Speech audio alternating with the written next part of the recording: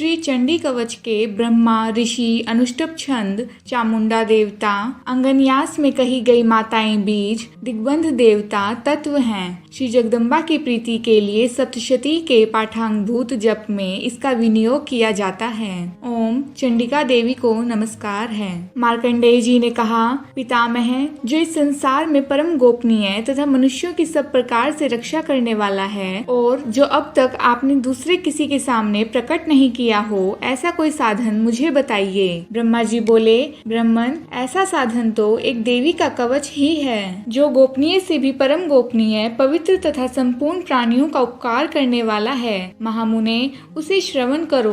देवी की 9 मूर्तियां हैं जिन्हें नव दुर्गा कहते हैं। उनके पृथक पृथक नाम बतलाए जाते हैं। प्रथम नाम शैलपुत्री है, दूसरी मूर्ति का नाम ब्रह्मचारिणी है, तीसरा स्वरूप चंद्र घंटा के नाम से प्रसिद्ध है, चौथी मूर्ति को कुष्मांडा कहते हैं, पांचवी दुर्गा का नाम स्कंद माता है, देवी के छठे रूप को कात्यायनी कहते हैं, सातवां कालरात्रि और 8वां स्वरूप महागौरी के नाम से प्रसिद्ध है, 9वीं दुर्गा का नाम सिद्धिदात्री है। ये सब नाम सर्वज्ञ महात्मा वेद भगवान के द्वारा ही प्रतिपादित हुए हैं। जो मनुष्य अग्नि में जल रहा हो, रणभूमि में शत्रुओं से घिर गया हो, विषम संकट में फंस गया हो तथा इस प्रकार भय से आतुर होकर जो भगवती दुर्गा की शरण में प्राप्त हुए हैं, उनका कभी कोई अमंगल नहीं होता। युद्ध के समय संकट में पड़ने पर भी उनके ऊपर कोई विपत्ति नहीं दिखाई देती। उन्हें शोक, दुख और भय की प्राप्ति नहीं होती। जिन्होंने भक्ति पूर्वक देवी का स्मरण किया है, उनका निश्चय ही अभ्युदय होता है। देवेश्वरी जो तुम्हारा चिंतन करते हैं, उनकी तुम निसंदेह रक्षा करती हो। चामुंडा देवी प्रेत पर आरूढ़ होती हैं, वाराही भैंसे पर सवार करती हैं, इंद्री का वाहन ऐरावत हाथी है, वैष्णवी देवी गुरुड़ पर ही आसन जमाती हैं, माहेश्वरी वृषभ पर आरूढ़ होती हैं, कुमारी का वाहन मयूर है, भगवान विष्णु की प्रियतमा लक्ष्मी देवी कमल के आसन पर विराजमान हैं और हाथों में कमल धारण किए हुए हैं। वृषभ पर आरूढ़ ईश्वरी देवी ने श्वेत रूप धारण कर रखा है। ब्राह्मी देवी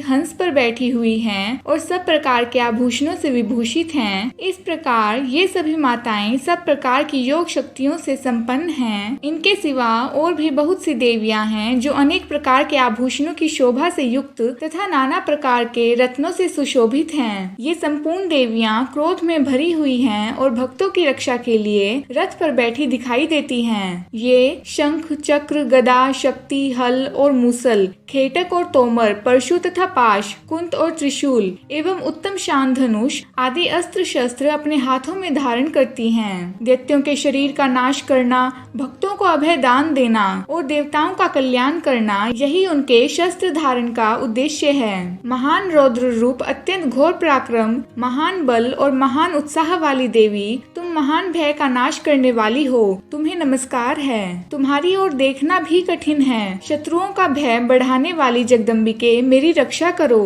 पूर्व दिशा में इंद्री मेरी रक्षा करें। अग्निकोण में अग्नि शक्ति, दक्षिण दिशा में वाराही तथा नेतृत्व कोण में खगधारिणी मेरी रक्षा करें। पश्चिम दिशा में वारुणी और वायव्य कोण में मृग पर सवारी करने वाली देवी मेरी रक्षा करें। उत्तर दिशा में कुमारी और ईशान कोण में शूलधारिणी देवी रक्षा करें। ब्रह्मानी तुम ऊपर की ओर से मेरी रक्षा करो और वैष्णवी देवी नीचे की ओर से मेरी रक्षा करें। इसी प्रकार शव को अपना वाहन बनाने वाली चामुंडा देवी 10 दिशाओं में मेरी रक्षा करें। जया आगे से और विजया पीछे की ओर से मेरी रक्षा करें। वाम भाग में अजीता और दक्षिण भाग में अपराजिता रक्षा करें। उद्योतिनी शिखा की रक्षा करें। उमा मेरे मस्तक पर विराजमान होकर रक्षा करें। ललाट में मालाधारी रक्षा करें और यशस्विनी देवी मेरी बोहों का संरक्षण करें। बोहों के मध्य भाग में त्रिनेत्रा और नथुनों की यम घंटा देवी रक्षा करें। दोनों नेत्रों के मध्य भाग में शंखिनी और कानों में द्वारवासिनी रक्षा करें। कालिका देवी कपोलों की तथा भगवती शांकरी कानों के मूल भाग की रक्षा करें। नासिका में सुगंधा और ऊपर के ओठ में चर्चिका देवी रक्षा करें। नीचे के ओठ में अमृत कला तथा जीवा में सरस्वती देवी रक्षा करें। कुमारी दांतों की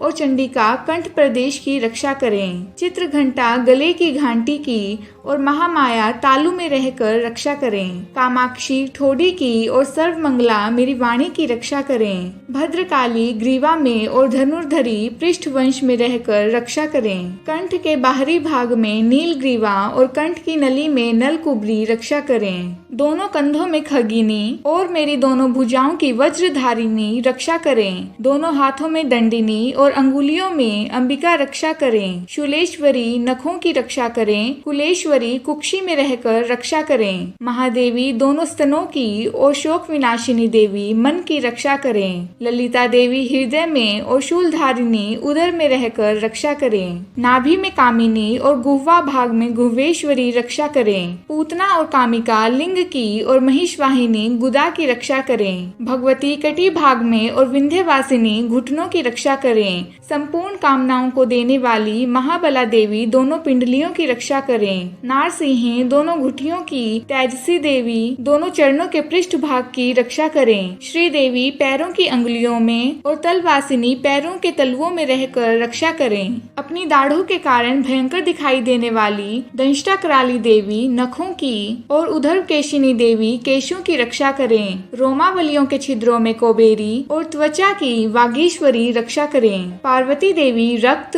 मज्जा, वसा, मांस, हड्डी और मेद की रक्षा करें। आंतों की काल रात्रि और पित्त की मुकुटेश्वरी रक्षा करें। मूलाधार आदि कमल कोशों में पन्यावती देवी और कफ में चूड़ामणि देवी स्थित होकर रक्षा करें। नख के तेज की ज्वालामुखी रक्षा करें, जिसका किसी भी अस्त्र से भेदन नहीं हो सकता। वह अभेदा देवी शरीर की समस्त संधियों में रहकर रक्षा करें। ब्रह्मानी आप मेरे वीर्य की रक्षा करें। छत्रेश्वरी छाया की तथा धर्मधारिणी देवी मेरे अहंकार, मन और बुद्धि की रक्षा करें। हाथ में वज्र धारण करने वाली वज्रहस्ता देवी मेरे प्राण, अपान, व्यान, उदान और समान वायु की रक्षा करें। कल्याण से शोभित होने वाली भगवती कल्याण शोभना मेरे प्राण की रक्षा करें। रस, रूप, गंध, शब्द और स्पर्श इन विषयों का अनुभव करते समय योगिनी देवी रक्षा करें तथा सत्व गुण, रजोगुण और तमोगुण की रक्षा सदा नारायणी देवी करें। वाराही आयु की रक्षा करें। वैष्णवी धर्म की रक्षा करें तथा चक्रिनी देवी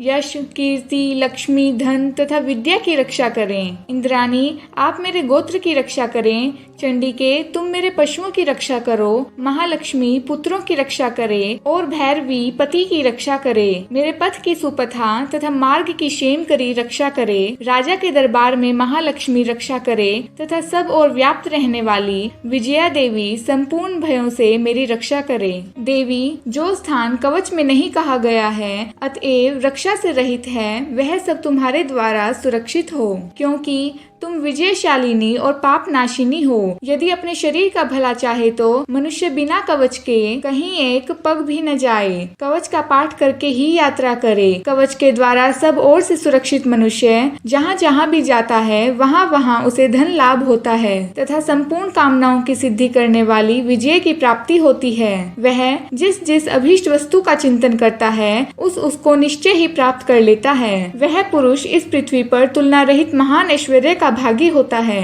कवच से सुरक्षित मनुष्य निर्भय हो जाता है। युद्ध में उसकी पराजय नहीं होती तथा वह तीनों लोकों में पूजनीय होता है। देवी का यह कवच देवताओं के लिए भी दुर्लभ है। जो प्रतिदिन नियम पूर्वक तीनों संध्याओं के समय श्रद्धा के साथ इसका पाठ करता है उसे दैवी कला प्राप्त होती है तथा वह तीनों लोकों में कहीं भी पराजित नहीं होता। इतना ही नहीं, वह अपमृत्यु से रहित हो 100 से भी अधिक वर्षों तक जीवित रहता है। मकरी, चेचक और कोढ़ आदि उसकी संपूर्ण व्याधियां नष्ट हो जाती हैं। कनेर, भांग, अफीम, धतूरे आदि का स्थावर विष, सांप और बिच्छू आदि के काटने से चढ़ा हुआ विष तथा अहिफेन और तेल के संयोग आदि से बनने वाला कृत्रिम विष, ये सभी प्रकार के विष दूर हो जाते हैं। उनका कोई असर नहीं होता। इस पृथ्वी पर मारण, मोहन आदि जितने भी आभिचारिक प्रयोग होते हैं तथा इस प्रकार के जितने मंत्र यंत्र होते हैं वे सब इस कवच को हृदय में धारण कर लेने पर उस मनुष्य को देखते ही नष्ट हो जाते हैं। ये ही नहीं, पृथ्वी पर विचरने वाले ग्राम देवता, आकाशचारी देव विशेष, जल के संबंध से प्रकट होने वाले गण उपदेश मात्र से सिद्ध होने वाले निम्न कोटि के देवता, अपने जन्म के साथ प्रकट होने वाले देवता, कुल देवता, माला, डाकिनी, शाकिनी, अंतरिक्ष में विचरने वाली अत्यंत बलवती भयानक डाकनियाँ, ग्रह, भूत, पिशाच, यक्ष, गंधर्व, राक्षस, ब्रह्म राक्षस, बेताल, कुष्मांड और भैरव आदि अनिष्ट कारक देवता भी हृदय में कवच धारण किए रहने पर उस मनुष्य को देखते ही भाग जाते हैं। कवचधारी पुरुष को राजा से सम्मान वृद्धि प्राप्त होती है। यह कवच मनुष्य के तेज की वृद्धि करने वाला और उत्तम है। कवच का पाठ करने वाला पुरुष अपनी कीर्ति से विभूषित भूतल पर अपने सुयश के साथ साथ वृद्धि को प्राप्त होता है। जो पहले कवच का पाठ करके उसके बाद सप्तशती चंडी का पाठ करता है, उसकी जब तक वन, पर्वत और काननों सहित यह पृथ्वी टिकी रहती है, तब तक यहाँ पुत्र पौत्र आदि संतान परंपरा बनी रहती है। फिर देह का अंत होने पर वह पुरुष भगवती महामाया के प्रसाद से उस नित्य परम पद को प्राप्त होता है जो देवताओं के लिए भी दुर्लभ है। वह सुंदर दिव्य रूप धारण करता और कल्याण में शिव के साथ आनंद का भागी होता है। जय माता दी।